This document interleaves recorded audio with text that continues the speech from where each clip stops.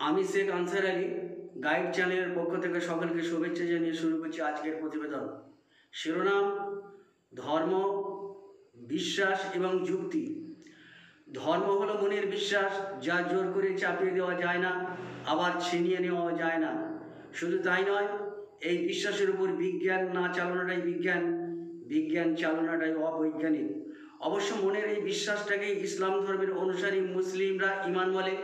সেই সঙ্গে অন্যান্য ধর্মের অনুসারীদের এই বিশ্বাসটাকে ঈমান বলে চিহ্নিত করতে চাইছি, সহজেই বোধগম্য হবে বলে। এবার বলি, এই ঈমান বা বিশ্বাসটা যুক্তির উপর হলেই শুধু বিপদ নয়, মহাবিপদ। যে যুক্তিতে ঈমান আনলাম, ওই যুক্তিটা অন্য যুক্তির কাছে নড়ে গেলে বা ফিকে হলে আমার বিশ্বাসটাও ফিকে হয়ে যাবে। এই যুক্তিটা অন্য যুক্তির কাছে ধূলিসাৎ হলে আমার ঈমানটাও ধূলিসাৎ হবে।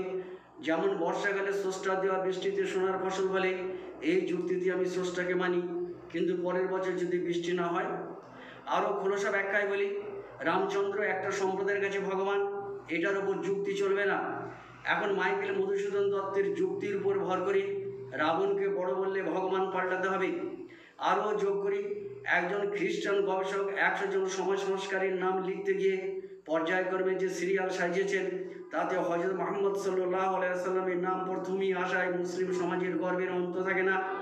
হ্যাঁ, গবেষণার ফল মুসলিমদের হিসাবের সঙ্গে মিলতেই পারে, এতে আনন্দ থাকলেও তেমন গৌরব নেই। কারণ অন্য গবেষক যখন হযরত মুহাম্মদ সাল্লাল্লাহু আলাইহি সাল্লামকে 1 থেকে নামিয়ে 10-এ দেবেন, তখন কি ঘটবে? অথচ ঈমানের সংজ্ঞা অনুযায়ী, অর্থাৎ বিশ্বাস অনুযায়ী, তিনি 1-এ থাকলেও 1, 10-এ থাকলেও 1। আরও খোলসায় আসি, গাছে গাছে ঘর্ষণ লেগে আগুন অর্থাৎ দাবানল সৃষ্টি হলো। অসহায় মানুষ ভাবলো একে খুশি করতে পারলে বিপদ থেকে রক্ষা পাবো। শুরু হলো অগ্নি পূজা। একদিন বৃষ্টি এসে দাবানলকে খেয়ে নিতে দেখে ভাবতে লাগলো আগুনের চেয়ে বড় স্রষ্টা জল। ফলে নদী সাগরের পূজা শুরু হয়ে গেল। আবারও দেখলো ঝড় এসে এক নদীর জলকে অন্য নদীতে ফেলে দিল। এইভাবে আগুন, বৃষ্টি, ঝড় অর্থাৎ স্রষ্টা পরিবর্তন হতে লাগলো। তাই স্রষ্টাকে মানাটা বিনা যুক্তিতে হতে হবে। তবে যুক্তি যে একেবারে নেই তা নয়। হাজারো উদাহরণের মধ্যে দুটোর কথা উল্লেখ করছি। ধর্ম বললে একাধিক শ্বাসে জল পান করবে। এখন বিজ্ঞান দেখলো এক শ্বাসে জল পান করতে গেলে নিঃশ্বাস পড়ায় বিষাক্ত কার্বন ডাইঅক্সাইড মিশে যেতে পারে। ধর্ম বললে বসে বসে ইউরিনাল প্রক্রিয়া সম্পন্ন করবে।